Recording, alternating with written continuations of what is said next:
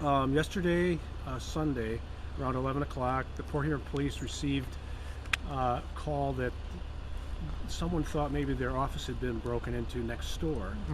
And when they got here, they quickly determined that there wasn't a breaking and entering, but in fact the roof on the HAC collapsed due to the weight of the snow.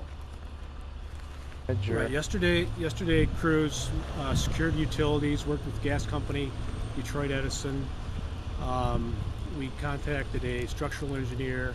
Our city engineer came out, and together they did a review of the building and determined that the damage was at a level that there wasn't much use in actually trying to salvage anything, that the building needed to come down.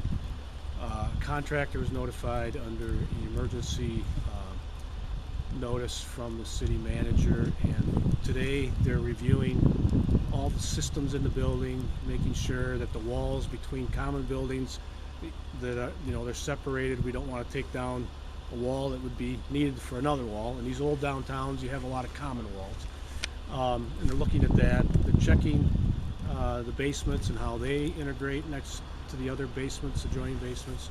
So it's just a process of doing a complete survey prior to the demolition. It's going to take a few days to get this all confirmed before they start, and the target would be later this week, possibly Thursday or Friday, but that could vary depending on if they run into an issue with some of the different things that they'll find in there.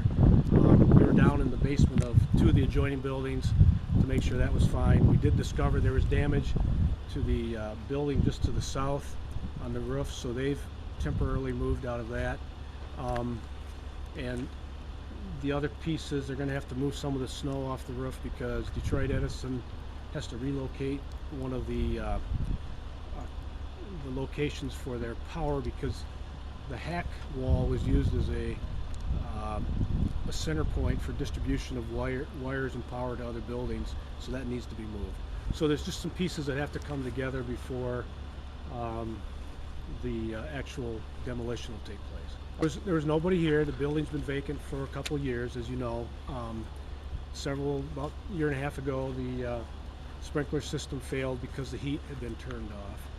And what happens with a cold building is that there's extremes in temperature, and heat's critical for a lot of reasons. One of those is to help melt some of the snow on the roof, and because there was no heat, the snow was allowed to build up. This winter, the last warm spell we've had this winter, as everybody knows, was right around New Year's. So we've had almost 40 days of very cold temperatures, and the snow's piled up, and it puts a lot of weight and stress on these older buildings. So we're advising everyone to get up and check their buildings, particularly flat roof buildings, to make sure that the snow loads aren't at a level that could cause events like this to happen there.